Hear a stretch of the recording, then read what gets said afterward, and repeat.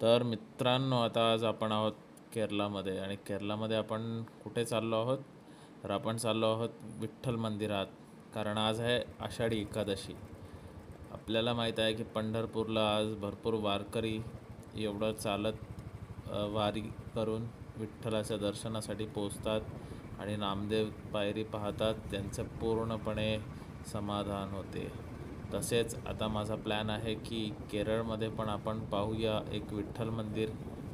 त्यासाठी मी थोडाफार शोध घेतला आणि मला समजलं की केरळच्या साऊदर्न पार्टमध्येच म्हणजे त्रिवेंद्रममध्ये एक सुंदरसं विठ्ठल मंदिर आहे. आणि सगळ्यात महत्त्वाची गोष्ट म्हणजे हे मंदिर आज उघडतं, आषाढी एकादशीच्या दिवशी उघडतं आणि तिकडे खूप सुंदर अशी पूजा केली जाते. तर मी आता तिथे चाललो आहे. ऑलमोस्ट संध्याकाळचे 5:30 ते 6चा टाईम आहे आणि त्यांचा टायमिंग पण असा असतो की 5:30ला ते लोक भजन वगैरे सुरू करतात त्या विठ्ठल मंदिरामध्ये.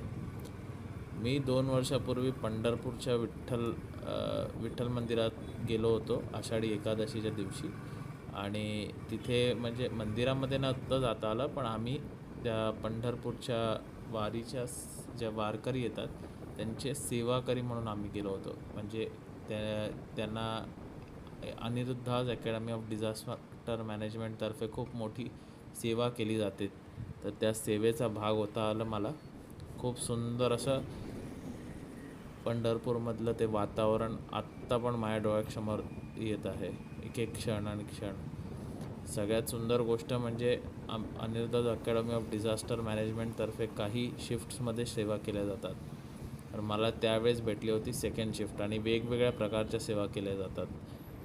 एक सेवा असते म्हणजे आपली लाईन कंट्रोलची, ज्या सेवेमध्ये भरपूर आपल्या पोलीस बांधवांना मदत केली जाते.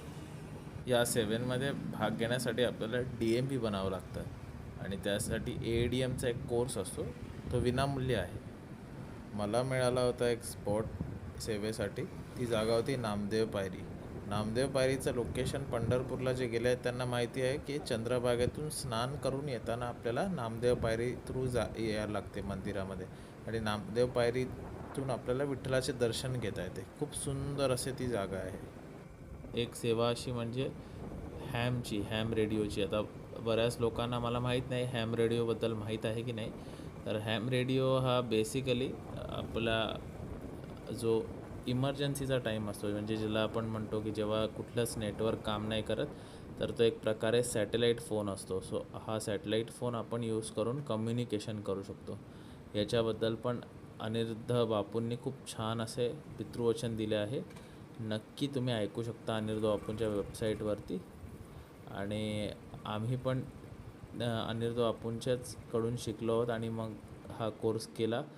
हा कोर्स कंप्लीट केल्यावरती आपल्याला एक लायसन्स मिळते. जसं की बाईकचं लायसन असतं, कारचे लायसन्स असतात ड्राईव्ह करायचं, तसंच ते हँडी जो आपण हॅम वापरतो त्याचे एक लायसन्स असते. तर ते लायसन्स काही लोकांकडे असते, जसं की आपले पोलीस कर्मचारी वगैरे त्यांच्याकडे असू शकते. आता मलाही एक्झॅक्टली माहीत नाही, पण आर्मीज वगैरे ह्या लोकांसाठी असतं आणि इवन आपण लोकल सिव्हिलियन्स पण ती एक्झाम देऊ शकतो. आणि या ॲमची सेवा म्हणजे नक्की कसली सेवा असते, तर समजा काही एवढ्या गर्दीमध्ये काही डिझास्टर झाला किंवा अशी कधी वेळ आली, तर आपल्याला त्यावेळेस न घाबरता, जसं की आपल्या बापूंनी सांगितलं आहे, न घाबरता आपल्याला सेवा करता आली पाहिजे आणि कम्युनिकेशन करता आलं पाहिजे अशा आवरमध्ये. सो आता आपण ऑलमोस्ट पोचलो आहोत मंदिरात. जसं की तुम्ही पाहत आहात लेफ्ट साईडला आता पाहू शकता, हे आहे आपले विठ्ठल मंदिर. हे सुंदरसे मंदिर त्रिवेंद्रममध्ये एकदम स्टेशनपासून काही अंतरावरती, काही किलोमीटर्स, म्हणजे मला असं वाटतं आहे विदिन 5 किलोमीटरच्या रेंजमध्ये हे आहे त्रिवेंद्रम स्टेशनपासून. आणि हे बरेच कमी लोकांना माहिती आहे या मंदिराबद्दल. तुम्ही आजूबाजूचा परिसरही पाहू शकता की ते सुंदर अशी नदी वगैरे आहे. साऊथमधली मंदिरं म्हणजे लोकेशन खूप सुंदर आणि मंदिरचं बांधकाम पण.